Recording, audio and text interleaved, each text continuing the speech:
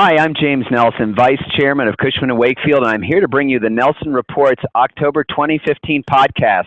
I'm here with Rod Santomassimo, who's founder and president of the Massimo Group, North America's leading commercial real estate coaching and consulting organization. Good afternoon, Rod. How are you?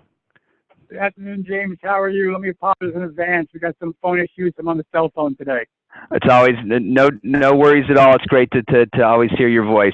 So, Rod, you just wrapped up your best-selling book, Brokers Who Dominate, ranked #1 on Amazon.com, and you've just written your second book, Teams Built to Dominate: How to Create Your Own Platform, Grow Your Business, and Gain Control of Your Life.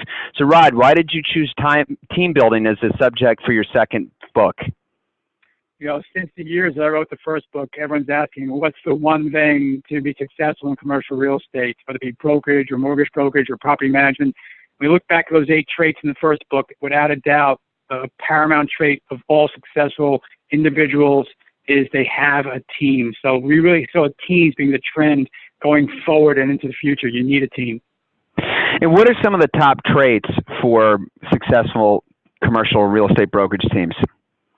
Well, there are some core traits, but let me share you at least 3. Number 1, of course, strong leadership. Now, the difference here is it's not just leadership on top, but the leadership within the individual focal points. So maybe you have a leader in the fulfillment side, a leader in the winning side, a leader in the marketing side. Strong leadership is paramount. Number 2 would be the communication. You know, it's a true orchestration of formal communication, not just sitting across the bullpen and hearing each other. That's not it. And let me get a third one. We found only 5, but let me get a third one, and that is culture. Every team that we researched and studied have a specific culture defined in how they work with one another. I'm glad you brought that up. So important. How can teams best serve the client today? You know, you're a great example, James. You know, your team dissects every client, looks at the strengths of everybody on the team, how to best serve the client. You do a point person approach. Different than other teams, but you have a specific way to do it. You have to understand that the clients have so many needs today beyond just finding the business. You have the marketing, you have the tours, you have the fulfillment, you have the negotiations, you have the due diligence. Not one person is a specialist in everything, and the client deserves a specialist in all facets of the transaction. So that's where the team comes across. So for you, for example, I know you have that point person system, and then everyone, not necessarily underneath, but with you, focuses on what they do best and best for the client. Right. And talk a little bit about setting goals and executing on them.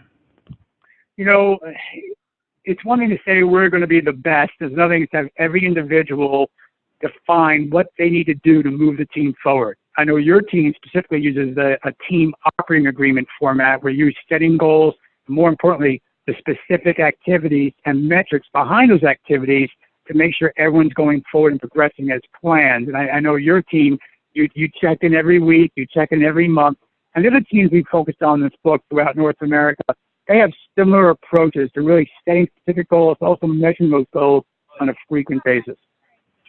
Mm-hmm.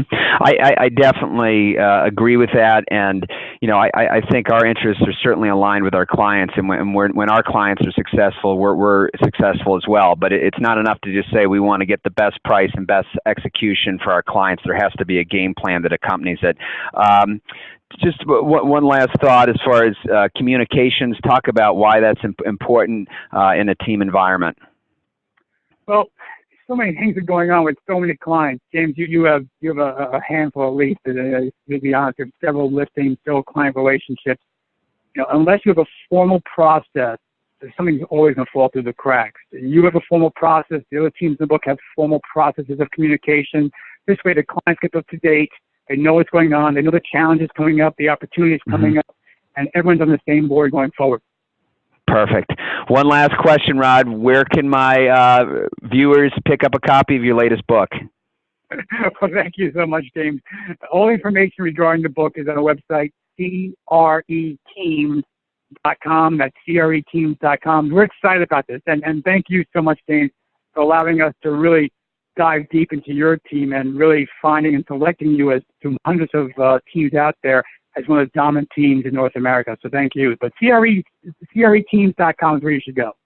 Thank you so much, Rod. Always a pleasure, and our audience really appreciates it. Thanks again. Okay, James. All my best to you. Take care.